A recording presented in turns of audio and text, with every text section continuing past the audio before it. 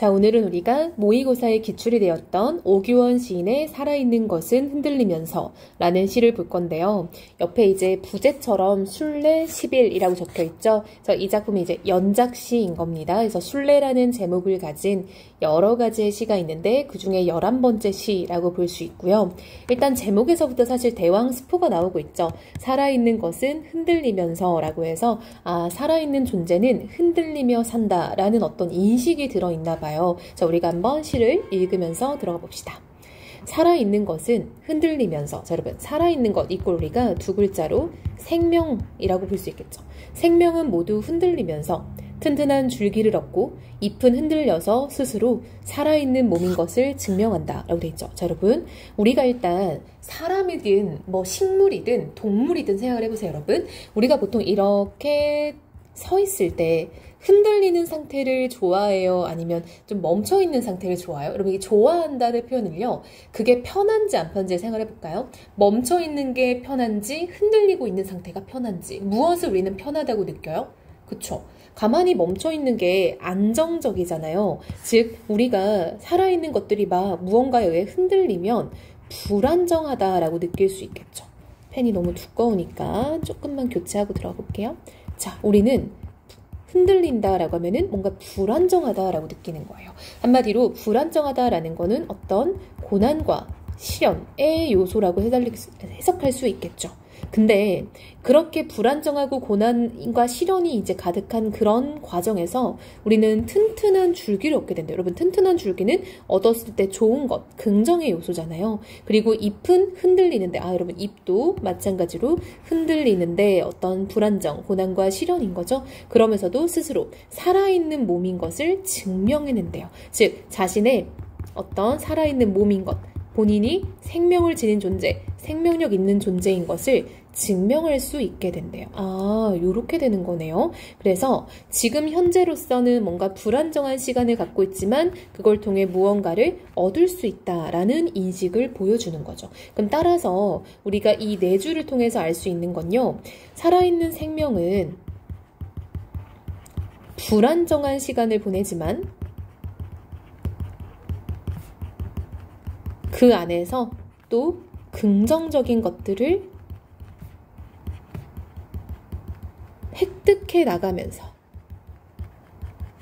살아간다라는 것. 자, 이어서 볼게요, 여러분. 자, 이 부분은 사실 여러분 2연인데 지금 잘 안 끊긴 것 같아요. 이걸 끊어서 봅시다. 자, 2연을 봤더니 바람은 오늘도 분다. 여러분, 바람이라는 건 뭐냐라고 봤더니 이 바람이 불면 어떤 존재들이 흔들리잖아요. 특히 식물 같은 거 생각해 볼까요? 한마디로 바람은 흔들림을 수반한다라는 점에서 여기서도 부정적인 요소라고 해석을 할 수 있겠죠. 즉, 바람은 사람들이나 이런 자연물들에게 흔들림을 주는 존재, 즉 고난과 시련을 주는 존재라고 볼 수 있겠죠. 수만의 잎은 제각기 몸을 엮는 하루를 가누고 들판의 슬픔 하나, 들판의 고독 하나, 들판의 고통 하나도 다른 곳에서 바람에 쓸리며 자기를 헤집고 있다. 자, 여러분, 여기 보니까요, 수만의 잎은 제각기 몸을 엮는 하루를 가누고, 즉 이게 이제 바람에 따라서 이렇게 막 흔들리니까 하루하루를 간다. 우리가 여러분 몸을 가눈다라는 말 들어봤죠? 그러니까 몸을 지탱한다. 몸을 바로 세운다. 이거 우리가 몸을 가눈다라고 하잖아요. 즉 이파리들은 하루 종일 흔들리고 있는 거예요. 맞죠? 그래서 하루 종일 흔들린다라는 거는 하루 종일 어떤 부정적인 요소들을 견뎌내며 그 하루를 가누고 견디고 들판의 슬픔 하나, 들판의 고독 하나. 자, 보니까 여러분 이렇게 유사한 문장 구조 반복되고 있는 거 보이죠? 들판의 고통 하나도 해서 이 모든 게 다른 곳에서 바람에 쓸리며, 여러분 바람에 쓸린다는 건 여전히 흔들리고 있다라는 인식인 거죠. 즉 모든 존재는 이렇게 부정의 시간을 견디며 자기를 헤집고 있대요. 우리 헤집는다라는 말은 긍정적으로 보통 안 쓰이죠. 그쵸? 즉 자기를 헤집는다라는 건 뭐겠어? 자기의 어떤 우리가 헤집는다는 건 뭔가 안을 파내는 걸 말하는 거죠. 즉 내면에 대해서 파낸다, 즉 내면을 성찰한다의 느낌으로 가면 좋을 것 같아요.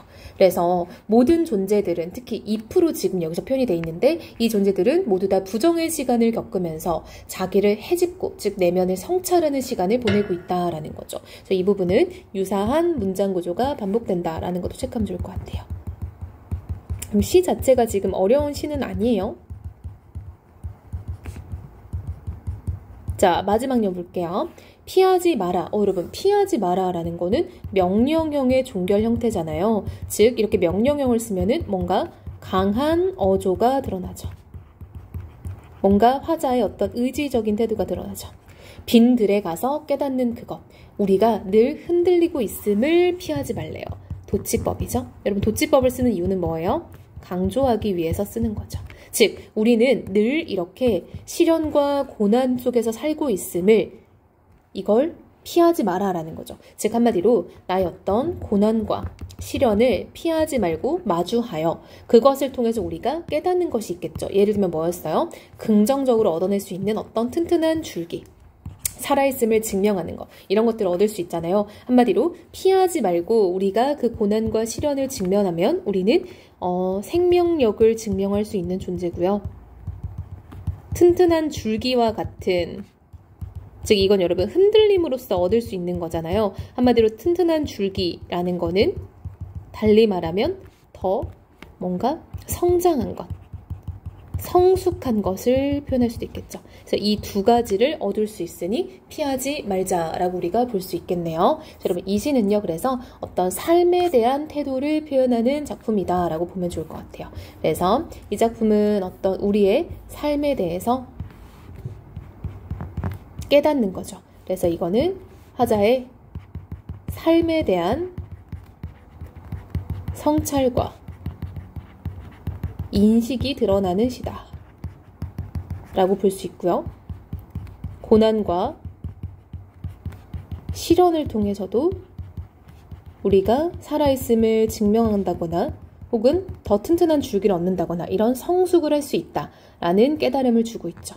그랬을 때 어떤 살아있는 모든 것, 이파리 이런 것들 통해서 자연물을 통해 인간 삶에 대한 깨달음을 얻는다. 이런 것도 특징으로 정리해 놓으면 좋겠죠. 그 다음에 뭐 유사한 통사구조 나왔던 거나 도치법 쓰였던 거 이런 것들도 마지막으로 한 번 더 정리해 보면 좋을 것 같습니다. 그래서 이 시는 어려운 시는 아니기 때문에 천천히 정리해 보면 좋을 것 같아요.